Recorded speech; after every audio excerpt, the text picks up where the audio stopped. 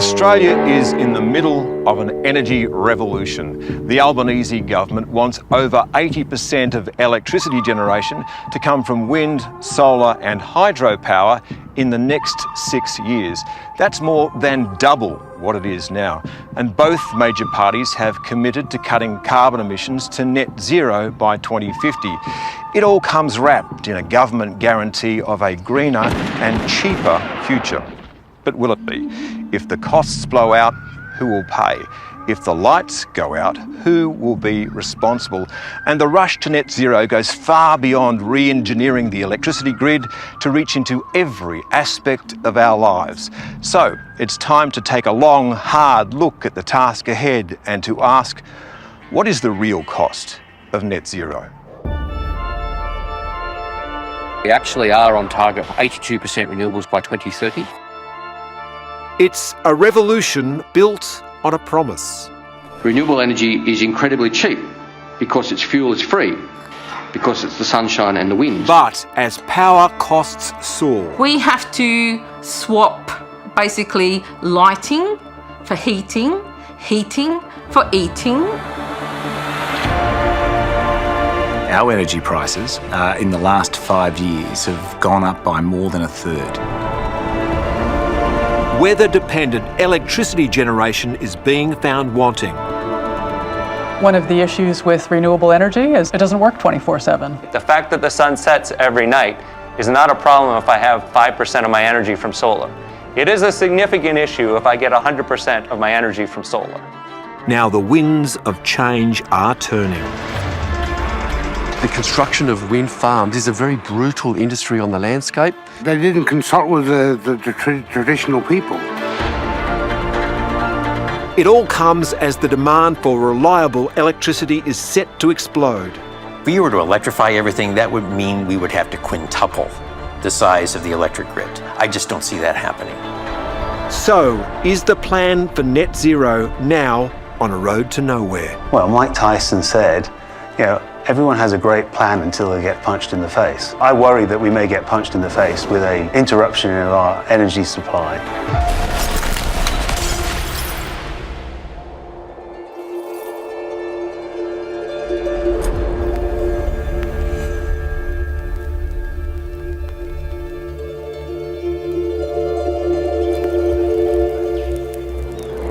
Mastering fire changed the course of evolution. Our distant ancestors captured heat and light. They learned to cook. That fed their energy-hungry brains. They grew to become human. Then one day, a big-brain human learned to do this.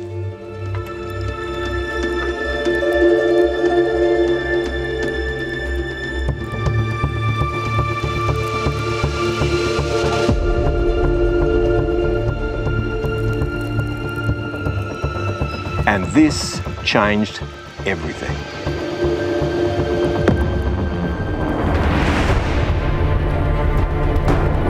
The fire at the heart of Victoria's electricity generation. We've been producing energy from coal here from the 1920s, and Loy Yang B is the last in a line of coal plants. About 1,000 degrees inside the boiler. Here in the Latrobe Valley, coal is burned to boil water, and superheated steam turns a turbine at an astounding 3,000 revolutions a minute. That turbine is connected to a generator, and the generator is 570 to 580 megawatts of electricity. That big load of electrons is delivered in a heartbeat, through towering transmission lines connected to the familiar streetscape of poles and wires that link businesses and homes to instant, reliable power. Electricity is measured in watts, and it takes about 10 watts to run this light. If it stays on for an hour, it will use 10 watt-hours of power. 1,000 watt-hours is a kilowatt-hour. You'll find that number written in your electricity bill as kWh. That's the price your retailer is charging for the number of kilowatts you use by the hours that you use them. 1,000 kilowatts is a megawatt, and that's the measure your retailer deals in when buying electricity in the wholesale market. You can see the current price in Victoria is at $235, which, yes, because of the cold weather, essentially.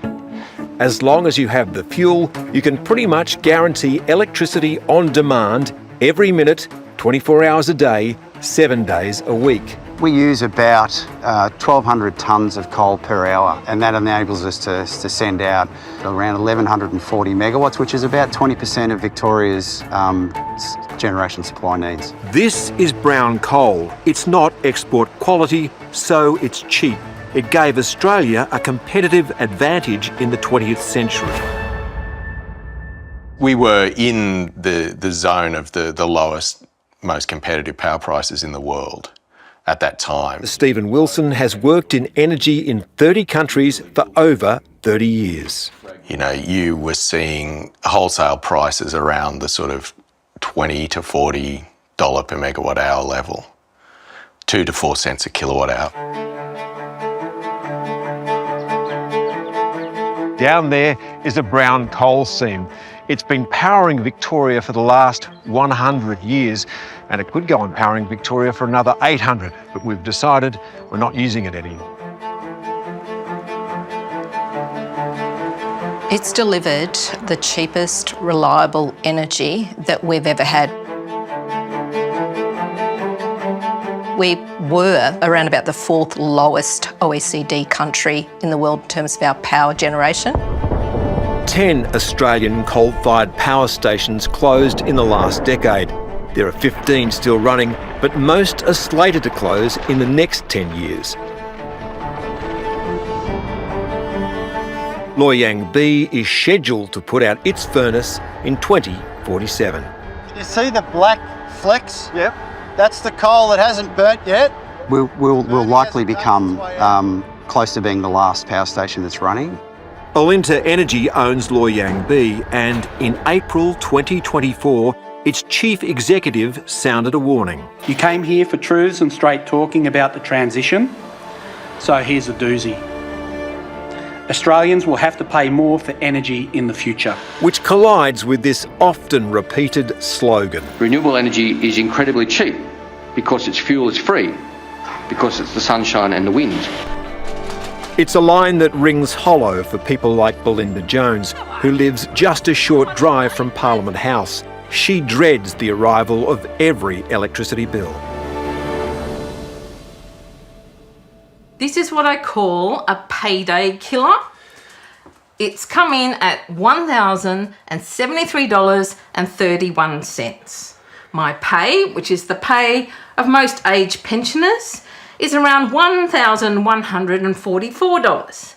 This leaves me, after I pay this bill, $71.09. Business is also under pressure as energy bills mount. Our energy prices in the last 5 years have gone up by more than a third. Our gas prices in the last 12 months doubled. I know, talking to all of my peers across the manufacturing sector, energy is probably one of the key topics that they will talk to first. And pledges of cheap, green power are a distant dream. It will see electricity prices fall from the current level by $275 for households by 2025. At the end of our first term. It was a promise so wide of the mark that the federal government is now subsidising everyone's electricity bill. Belinda's latest includes $75 of government relief. $75 now buys you next to nothing, so that's why we are forced to shop at the food bank.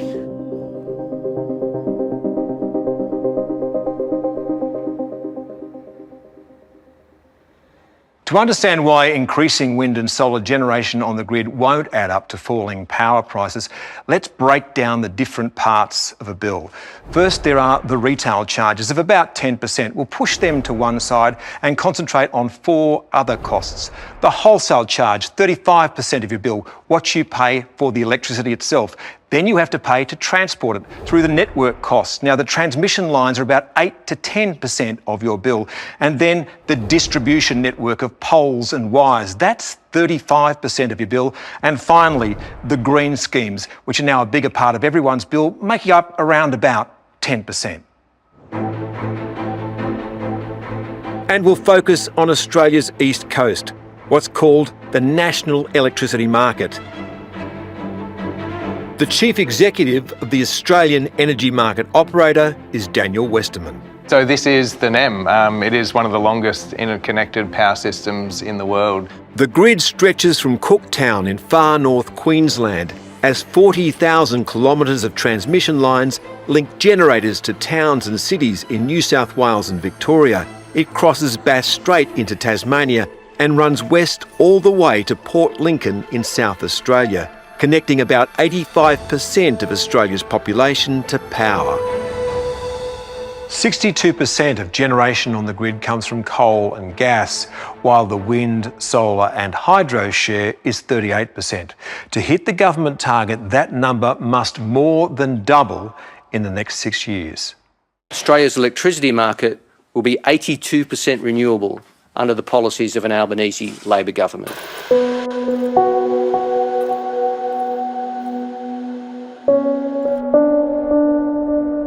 By their nature, wind and solar generators cannot deliver power on demand. Because the sun doesn't shine all the time and the wind doesn't blow all the time. No power plant operates 100% of the time, but those running coal or gas have predictable sources of fuel.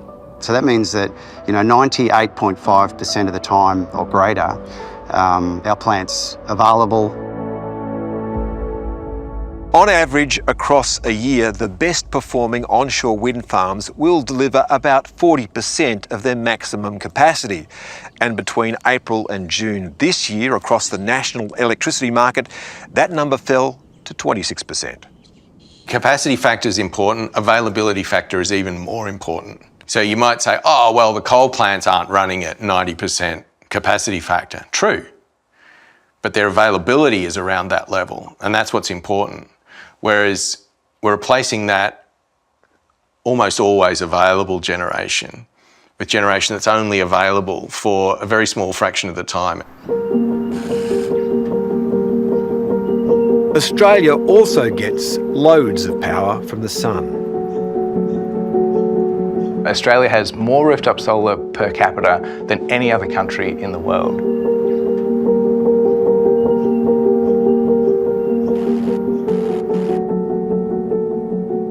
This solar farm sits on 50 hectares. It has 82,000 solar panels and at peak generation will deliver 24 megawatts, and that would be, on a day like today, a bright sunny day in the middle of the day. But tonight the sun will go down and it will deliver 0. And across the course of a year, you'll get 30% of its plated capacity, or a little over 7 megawatts. And that's the issue with this kind of generation. By its nature, it is off more often than it's on. We're reducing the energy security that we have as a nation. Richard McIndoe ran Energy Australia for a decade and has been in the energy industry for 35 years. We're moving from that very reliable fuel that we have in the ground to a less secure and less reliable source from renewables. We're creating artificial scarcity all over the place, and when you create scarcity, you drive up the price. Energy scarcity emerges everywhere. Wind and solar become the dominant form of generation.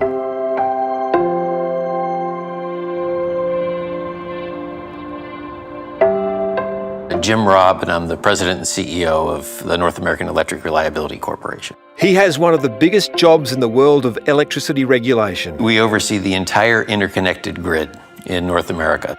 And his focus is keeping the lights on as those grids change the way they generate power. The big issue has been wildfires, which you guys have as well. The grid we inherited from our grandfathers, with largely a firm fuel supply. You knew within high degree of confidence that a particular asset would be available to serve load at any point in time. Now that we've moved towards a system that has much more uncertainty in the fuel supply, and in this case, fuel is sunlight and wind, and those are both difficult to forecast at the level of precision that we need for the electric grid. Precision is essential in a bulk electricity system. Think of it as balance. Supply must always match demand to keep the system's frequency stable. If that balance is lost, the system collapses. In a power system, you've got to match the generation output with the customer load basically almost exactly every second of every day continuously. And that's not a choice, that's just a result of physics and engineering. If you can't achieve that perfect balance, then you are at risk of collapsing the whole system within less than a minute. The frequency will fall and then the system can go into blackout.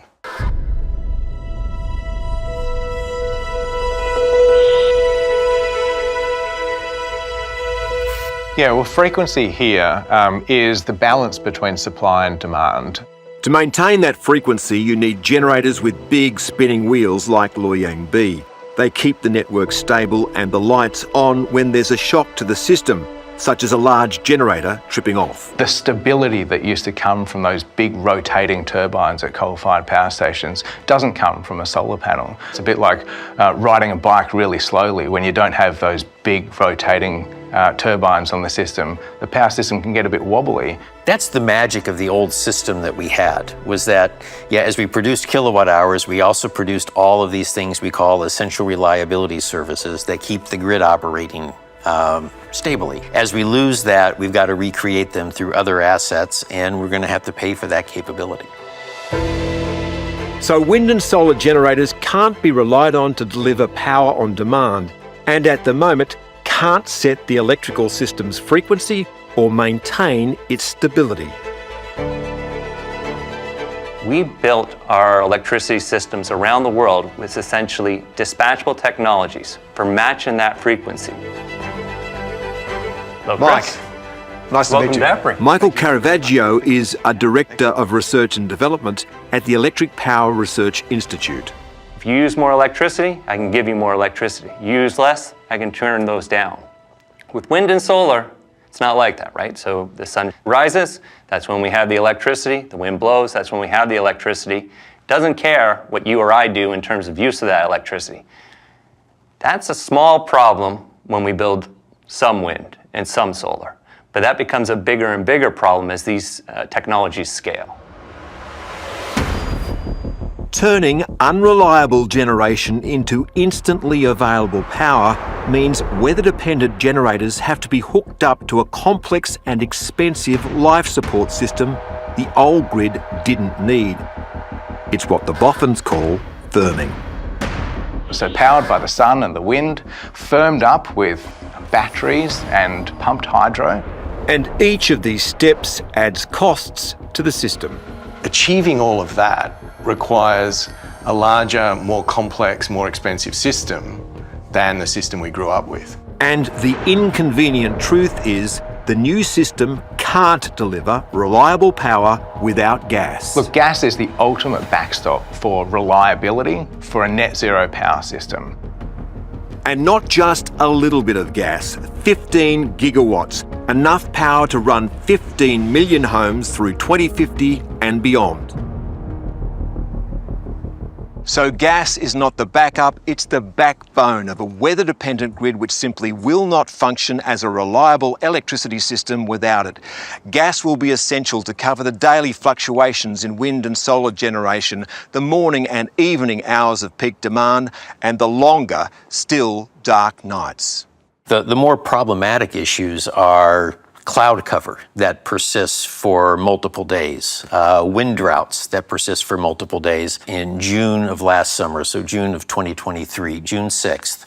Across the backbone of North America, we have about 60 gigawatts or 60,000 megawatts of wind capacity installed. One of the best wind areas in the world. They call it the Saudi Arabia of wind. On June 6th, 300 megawatts showed up. That's a pretty big hole to have to dig yourself out of.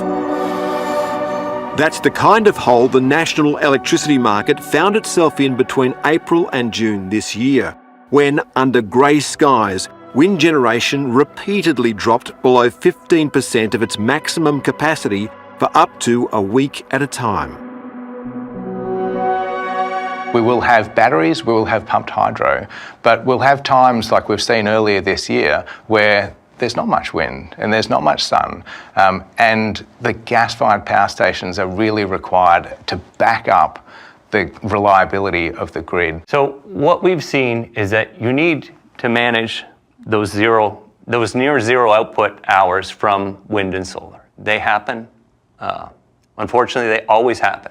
So you need essentially 100% backup for different periods to cover that need. Now, that is an evolving challenge to figure out the economics and how to make that affordable. Right now, what we typically see is a significant gas build-out. If we look at Germany and California, Germany is probably about 50 or 60% wind and solar energy right now.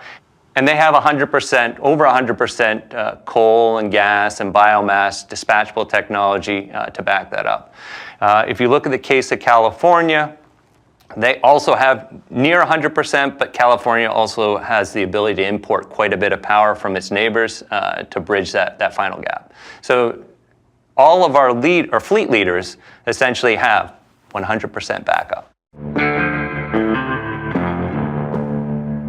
Some claim grid-scale batteries can cover the energy gaps. The sun doesn't always shine and the wind doesn't always blow. It's all too hot. Well, the rain doesn't always fall either. We all drink water. It can be done. And the key is storing that renewable energy. You can store rain in a bucket. Storing electricity is a lot harder and a lot more expensive. In a helicopter, you know there's no speed limit. If you're wealthy, you can try the experiment of storing solar energy at home.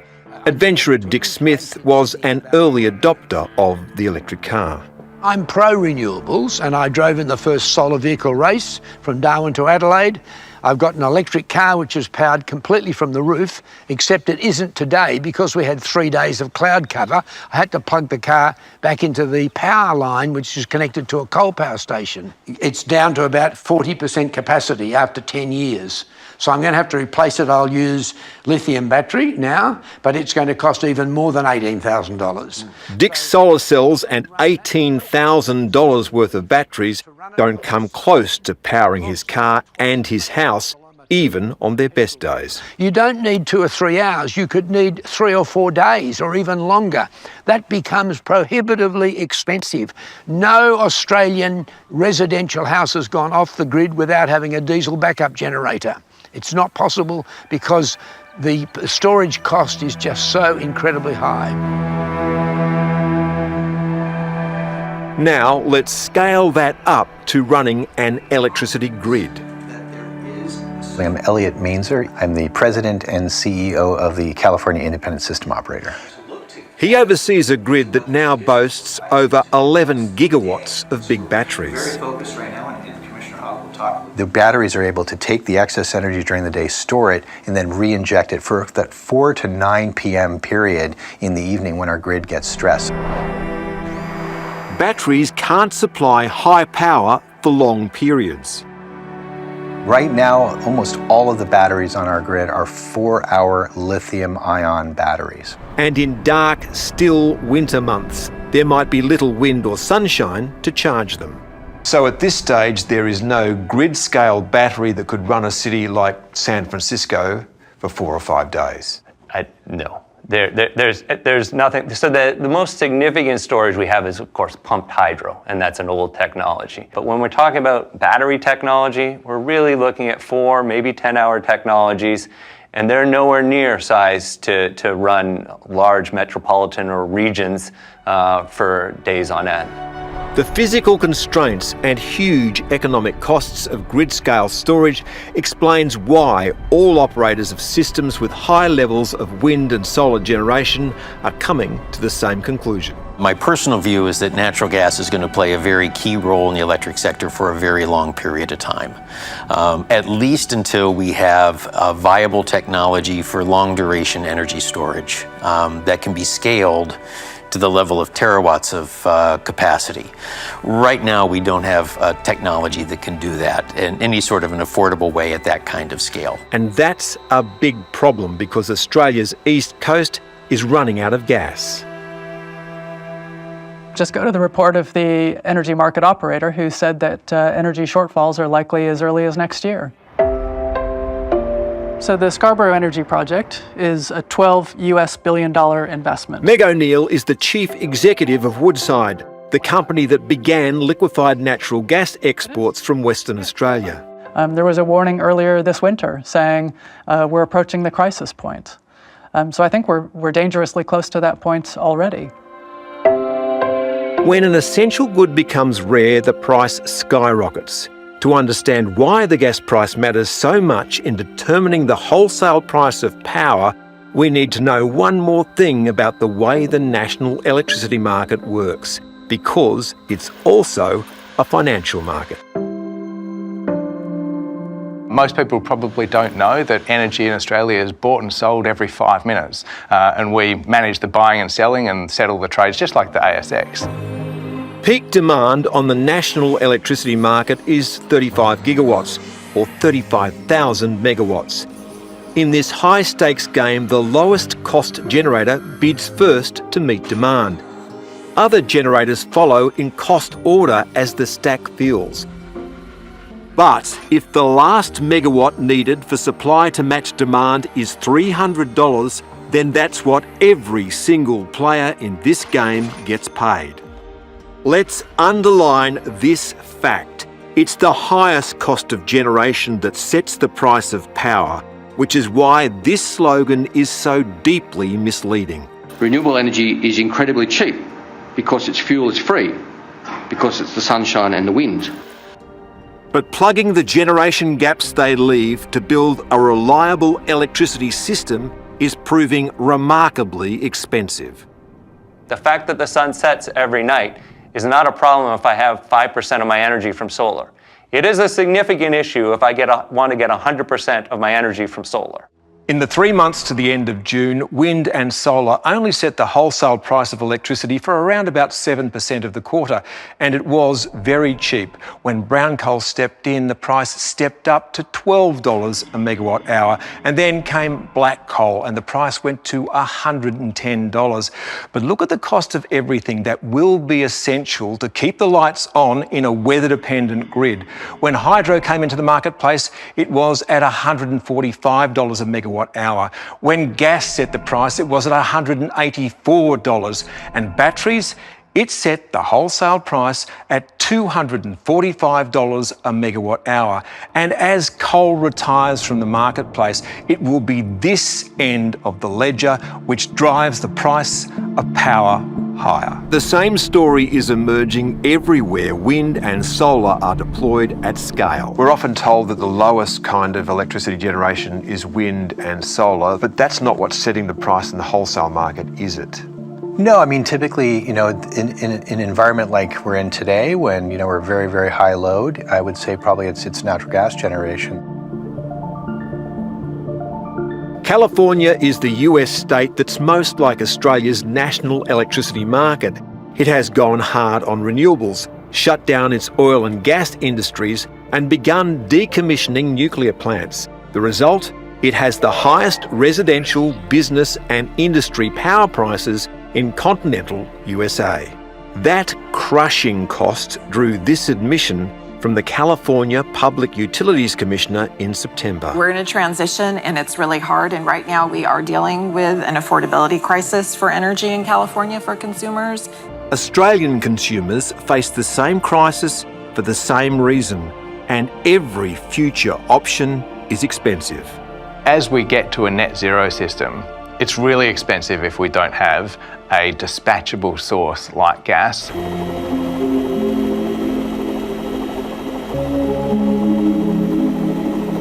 Australia has loads of gas, vividly shown in a flight over Gladstone. This is a Chinese-flagged liquefied natural gas ship, and it's off the port of Gladstone waiting to load. In fact, that port supplies the world with 5% of its liquefied natural gas.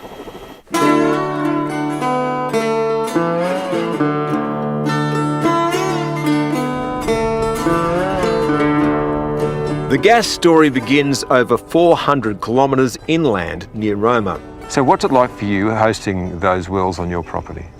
Oh, it's pretty lucrative. They pay you a pretty good upfront payment and pay you yearly to have them here, so it's like having an off-farm job. Farmer Dave Jewell has 20 gas wells on his property. It's been pretty good for the region though, given that it brings in jobs a lot and of money income. for a lot of producers. The ones with the coal seam income seem to do more improvements than the ones without. The gas from 1,400 wells flows to a central hub at Roma. It increases the pressure of the gas to be able to get to the pipeline pressure requirements. That pipeline runs to one of 3 export terminals at Gladstone. When it hits here, it's cleaned and then it's cooled, and they get it down to minus 161 degrees Celsius. At that point, it becomes a liquid. It's put into those 2 storage tanks that you can see behind me and then exported overseas. There, it's turned back into a gas and it powers, well, just about anything. These projects are high-risk, multi-year, multi-billion-dollar investments. By the time you get there, you've spent around $18 billion and you've got many years of drilling ahead to maintain that gas supply. The Queensland gas fields, like those in Western Australia, would never have been opened without foreign investment. So you couldn't afford to develop this gas if you didn't have the export market. Gas exports create jobs, taxes and royalties, but they hit a political storm when the domestic price soared after Russia invaded Ukraine. Our gas that comes out of our seabed and our ground should be for our businesses and our households first. Victoria's demand for Queensland's gas was profoundly ironic, given the southern state banned gas exploration and demonised the fuel. Is there gas in Victoria? Lots of gas in Victoria. In New South Wales, things were little better, as landholders locked the gates against gas developments. We will never ever accept the Northern Rivers being turned into a gas field. And gas has been caught up in the demonisation of all fossil fuel. If we are to keep 1.5 degrees alive, fossil fuels has no ongoing role to play in our energy systems. This ignores 2 critical points. Swapping coal for gas cuts the carbon footprint of electricity generation. Gas is just 50% cleaner from a greenhouse gas perspective than coal. Coal is cheaper, but gas is cleaner. And the weather-dependent grid under construction won't work without gas. Well, our report outlines the criticality of gas, both on the electricity system and for industrial, commercial consumers, as well as heating for homes and businesses. Energy producers warn the recent state and federal government conversion to gas has come too late. It's hard to make a long-term investment decision when you have 10 years of history saying you're not welcome. That demonisation has put the economy into a precarious position right now because we're not getting new supply coming in at a rate at which we need it. Woodside owns half of the Bass Strait joint venture, which supplies domestic gas to New South Wales and Victoria, but it's running dry. So there's things that we're doing, trying to just squeeze as much gas out of the fields as we possibly can to maximize recovery. That's good for us as a business, it's good for the state as our customers. But to do anything more material, it's a 5+ year lead time. Santos has spent more than a decade and billions of dollars trying to develop a gas project near Narrabri in New South Wales. It's just hit another legal hurdle. Given the history of Narrabri, I would certainly not want to be a betting person on timelines, but I think the best way to think of it is from the point of getting the pipeline licence, I think we could be flowing gas within 2 years or so. The shortage is so acute that energy-rich Australia is building liquefied natural gas import hubs like this one in Wollongong. And it doesn't seem logical to me that we'd support using gas as the energy source, just not from Australia. Yes, that's a bit of a head-scratcher. If we want to cut the cost of electricity generation, we need more gas, and the answer should be simple. But Chris, the easiest solution is just to develop the gas beneath your feet. But it's not just gas that's hit community opposition.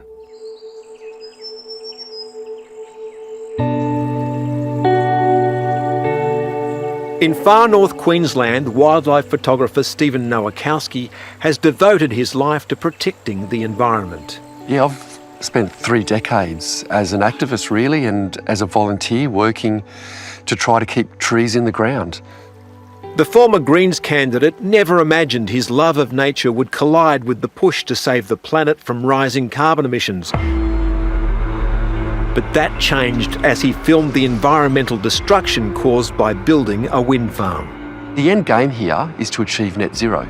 Pushing roads and clearing forests and fragmenting forests just is an oxymoron towards that goal of trying to achieve net zero, because the first thing we need to be doing is keeping trees in the ground.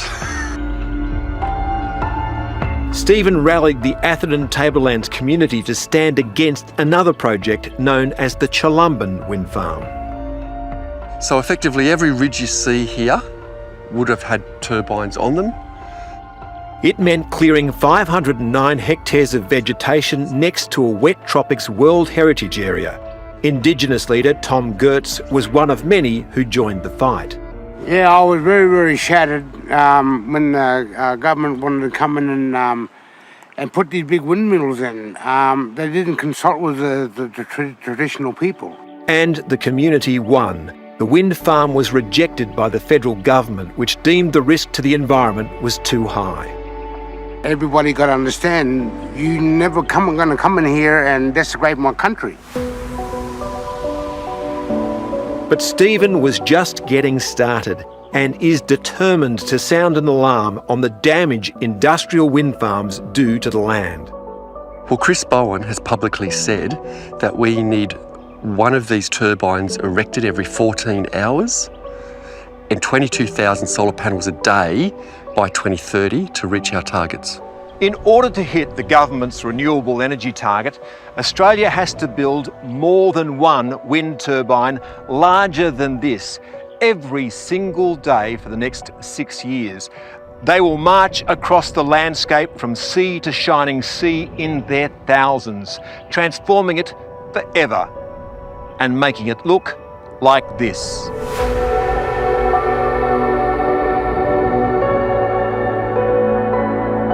So I've calculated how many turbines are in the pipeline for Queensland, mostly on the Great Dividing Range.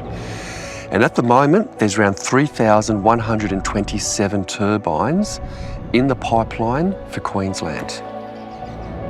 But that number's changing every week.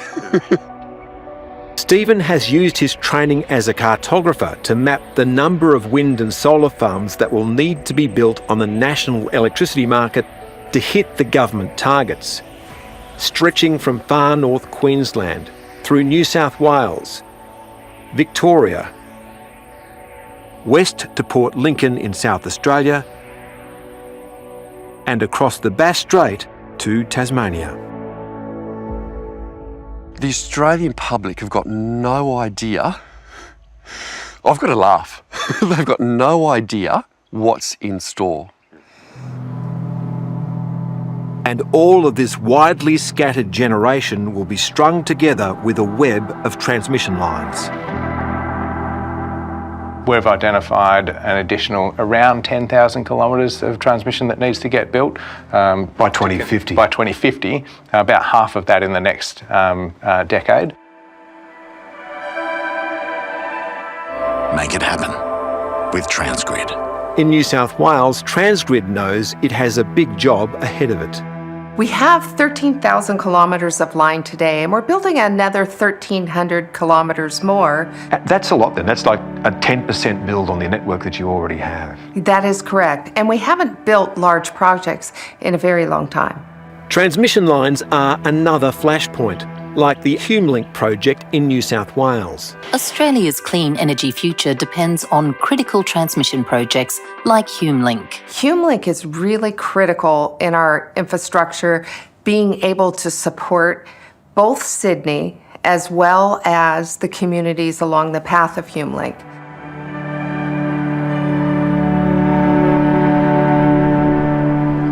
The line cuts through southern New South Wales, where Michael Katz marks one of the 300 trees that will be felled on his property.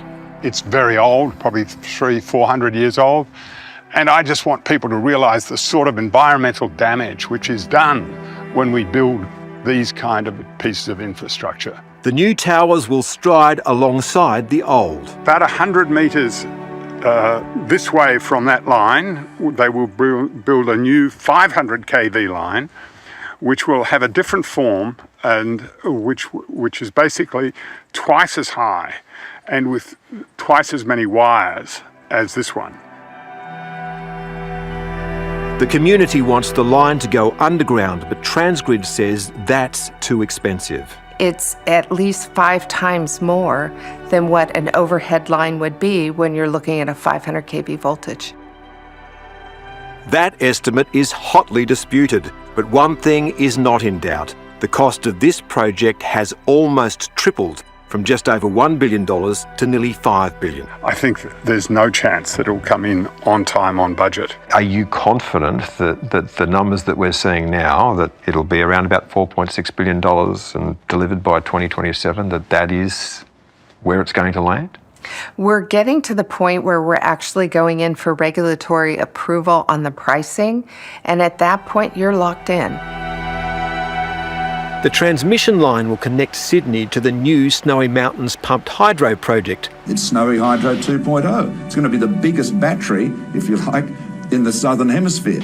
Announced in March 2017, it was to be built in 4 years and cost $2 billion. Strategically located between Sydney and Melbourne, Snowy 2.0 will link 2 existing dams through underground tunnels, and a power station will be built almost 1 kilometre underneath the... The cost has gone up 5 times. It's now $12 billion. Ted Woodley is a former managing director of China Light and Power. But it's really about twice that if you include all the costs for the project, particularly financing and transmission.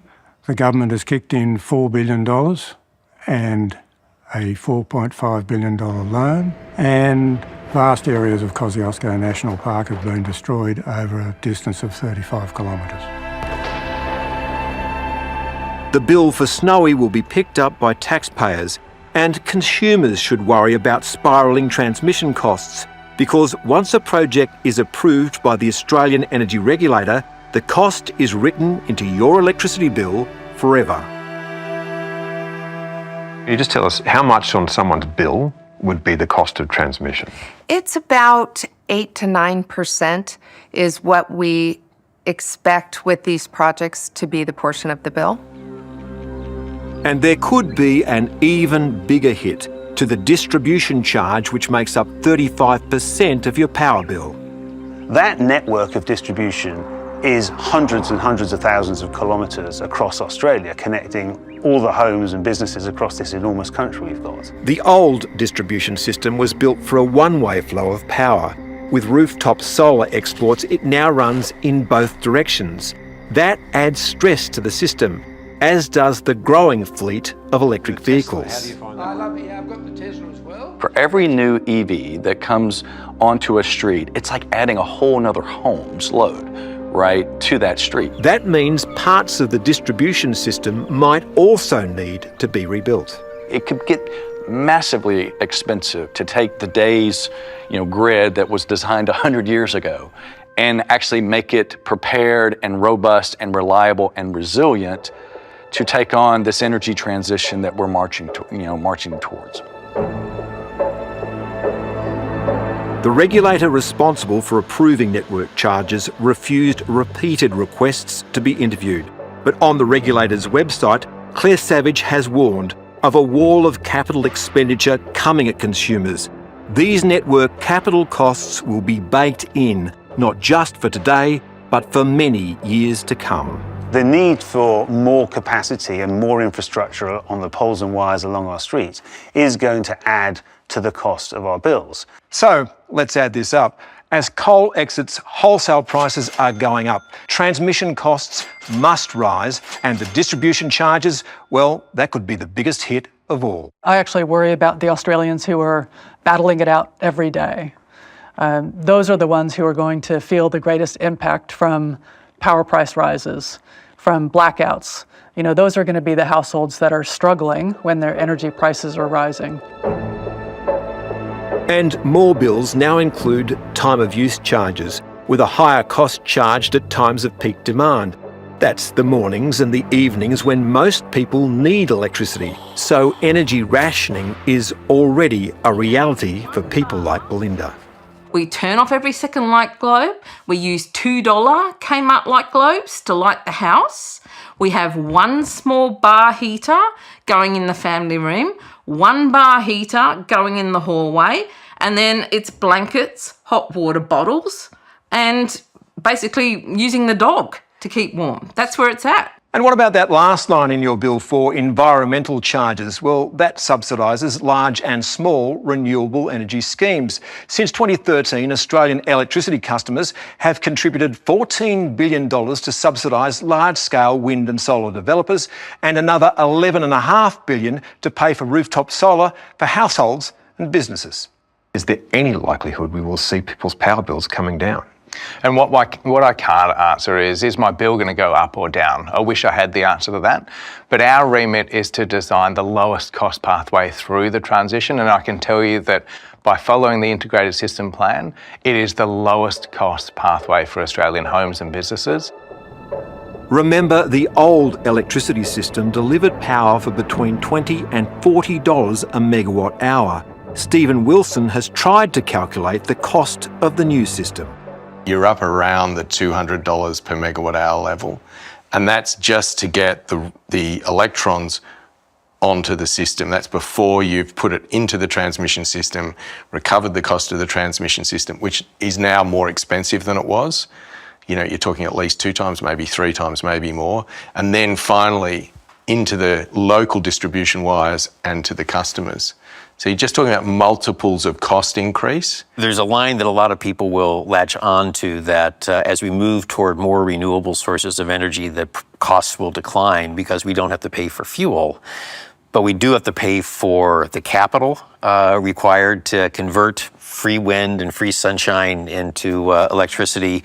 We're going to have to pay for the capital to distribute it to customers. And we're going to have to pay for the creation of these reliability services. As wind and solar generation grows, the reliability of electricity grids is weakening. So we're seeing the reserve margin excess that we used to have in this country has gone away, and more areas are susceptible to energy interruption. And nowhere in the national electricity market is more unstable than South Australia, which has one of the highest penetrations of wind and solar generation on the planet. Yes, we have to intervene in the South Australian market very often to make sure that there's enough system strength by directing on some gas plants to make sure that we have that heartbeat of the system. It all comes at a cost, and South Australia has the highest retail power prices in Australia. Old, reliable generators also face the stress on equipment of having to ramp up and down to match a constantly shifting power source. Which means that we have to continue to find ways to come down lower in generation and move our generation around in response to that. So, with reliability risks growing, energy reserve margins falling, and delays in building new generation, the possibility of blackouts is rising.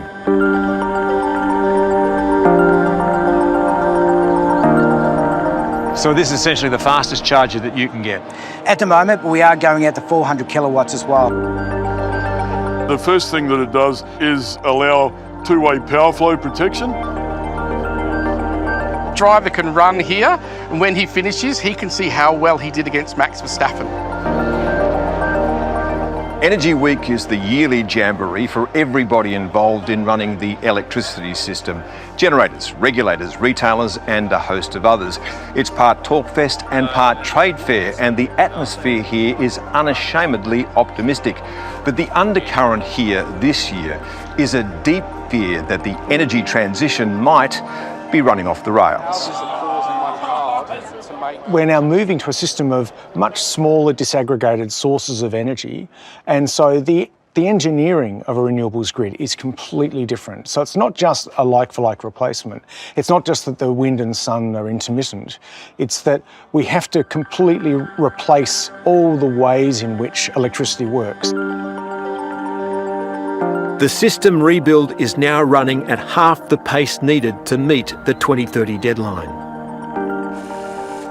What are your concerns about what might happen? Look, right now we are at a critical phase where we do need to see a step up in investment, and that's both in generation and in transmission.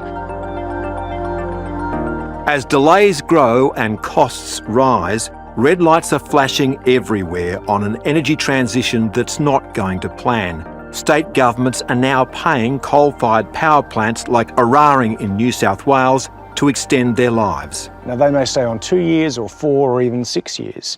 They'll stay on until we can get all the kit in place to replace Eraring. And Eraring is the biggest power station in the country. So that's going to be like that, but harder with every coal-fired generator that closes from here on in. The risk that the lights will go out is growing, and few understand what that means. Electricity is the life support system for civilization. Without it, everything will collapse. Well, Mike Tyson said, everyone has a great plan until they get punched in the face. I worry that we may get punched in the face with an interruption in our energy supply.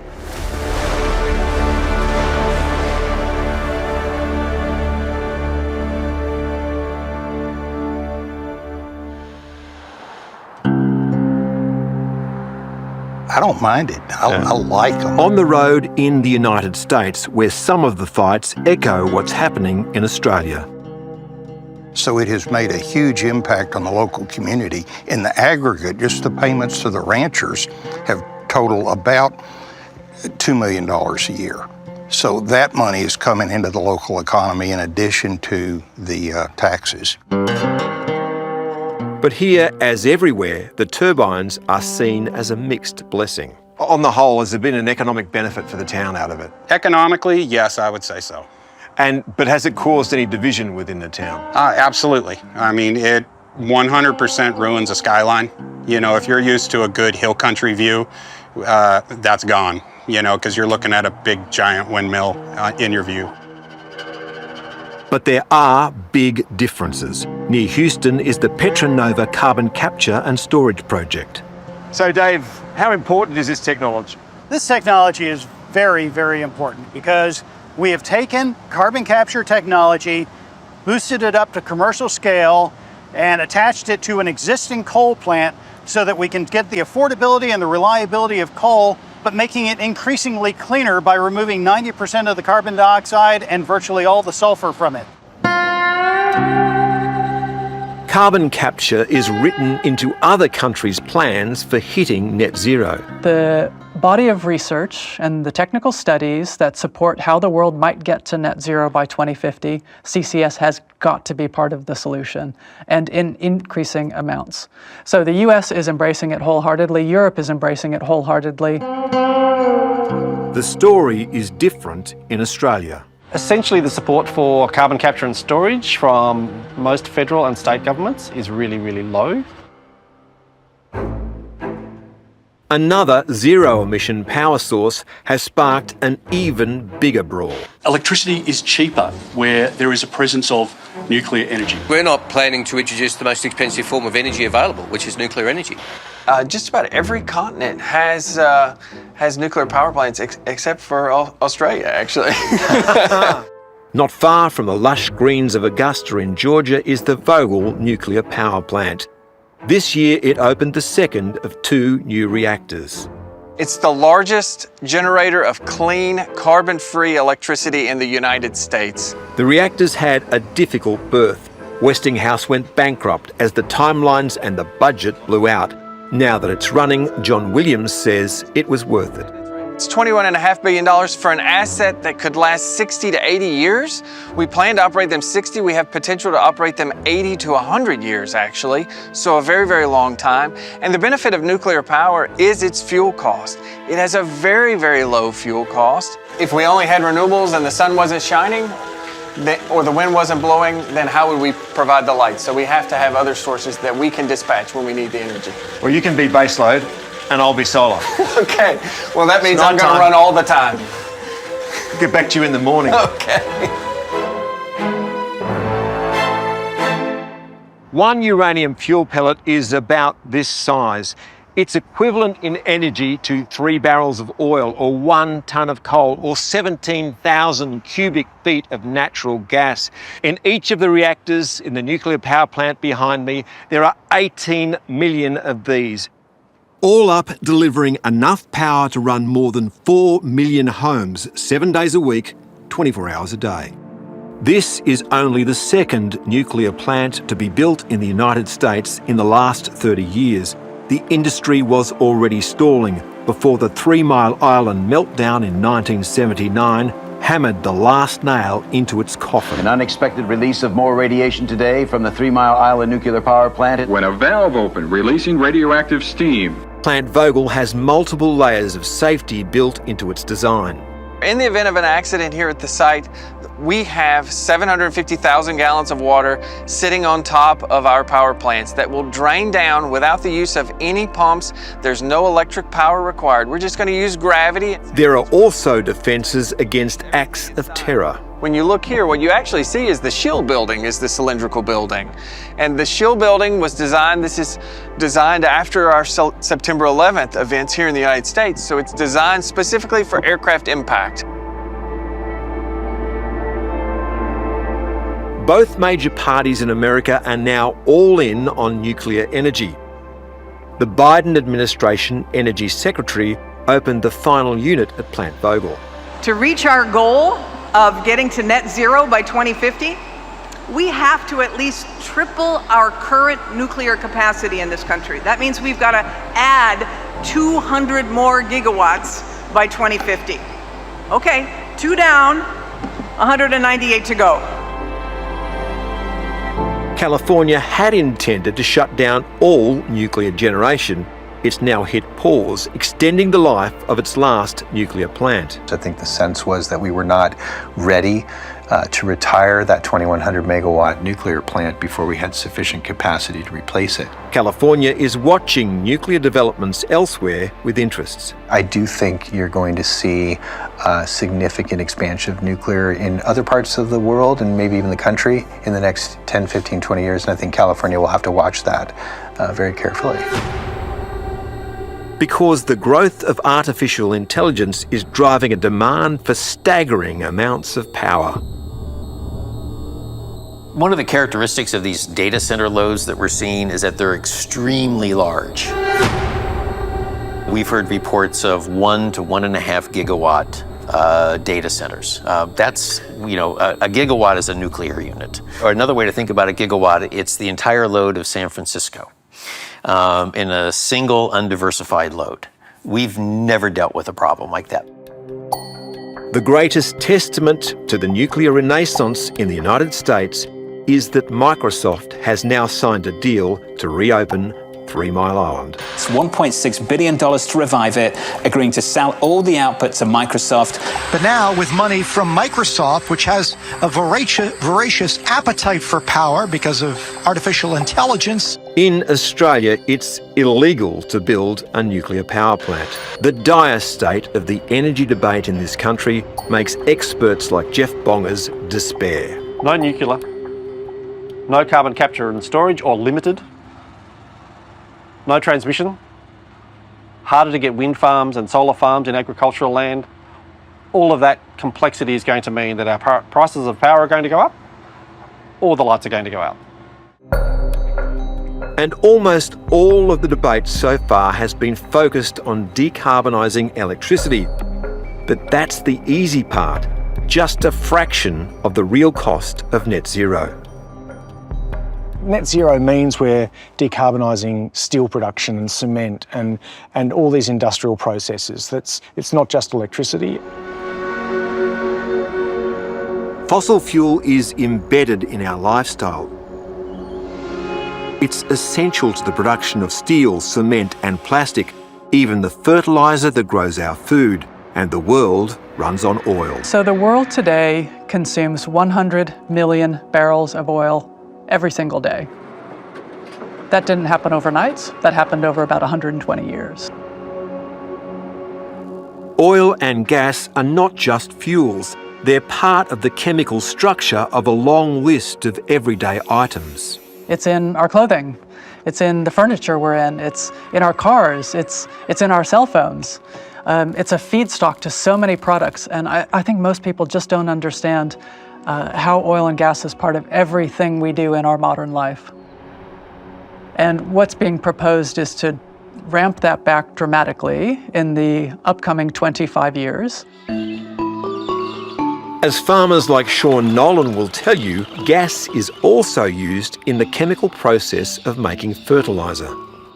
We make urea by obviously extracting nitrogen out of the atmosphere and using natural gas in order to go through a process in which we produce urea, which is what we use as the main nutrient source for our crops. We need fossil fuels in this environment to be able to farm sustainably, otherwise food prices will double. Most of us never stop to consider how the world actually works, how things are made, how fossil fuel is so deeply embedded in our built environment that we never actually see it. Take these Freddo frogs made at this iconic Cadbury factory here in Hobart. The boilers and the ovens that made them run on gas.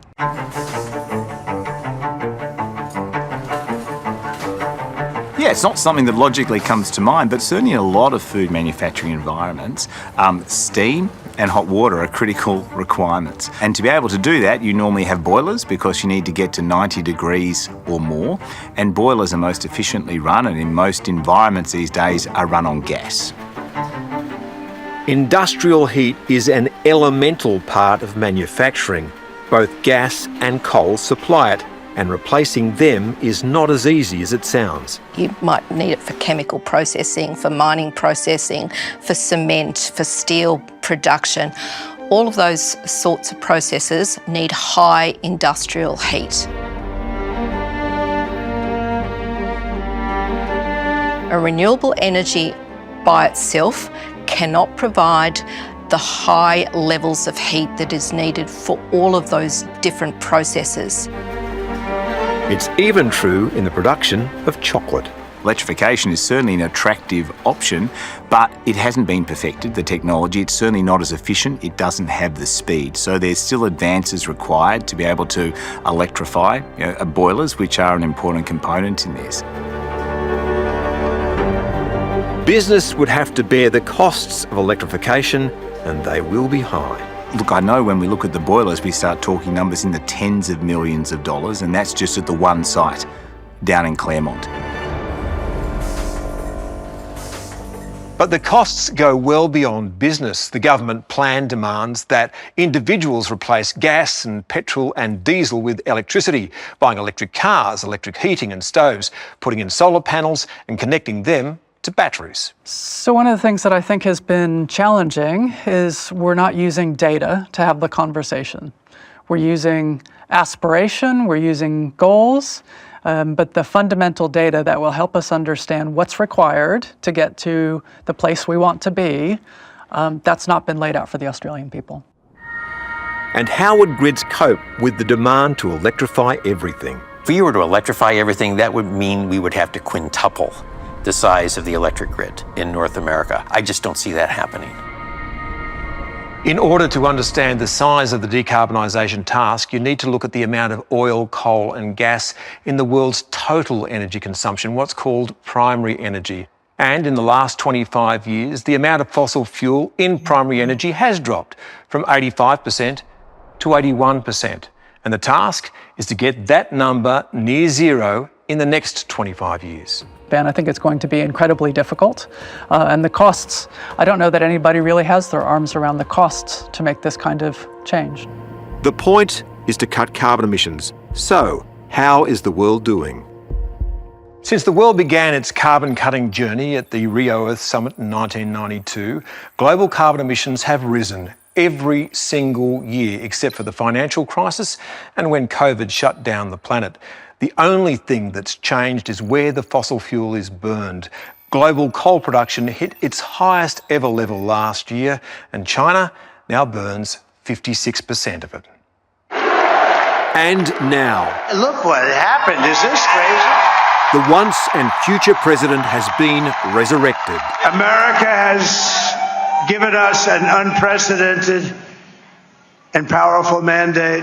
Donald Trump will shake the world, upend the international climate consensus, and might encourage other nations to follow his lead. And we will drill, baby, drill. We're going to drill, baby, drill.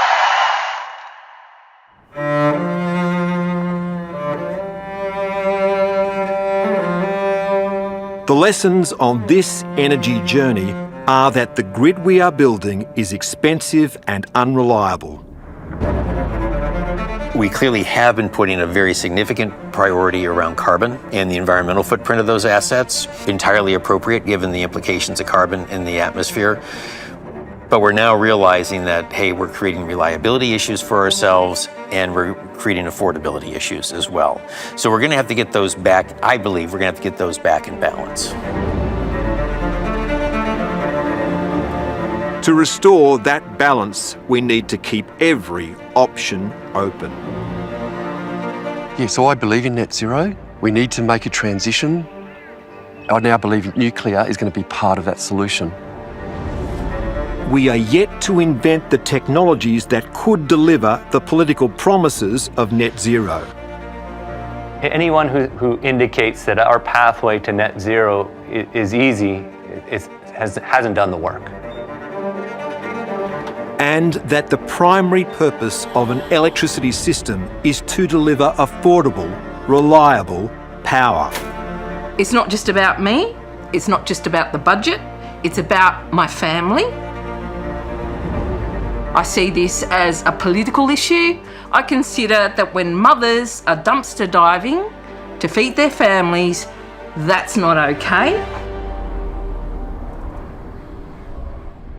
No matter what Australia does from here, the cost of electricity is going to go up, and that will hurt individuals and industry, and the cost will fall hardest on the poor. And no one can tell you the real cost of net zero, but it will be measured in the trillions, and no country will hit that target without some very creative accounting. But one thing is certain, the fires of industry will keep burning, if not here, then somewhere else.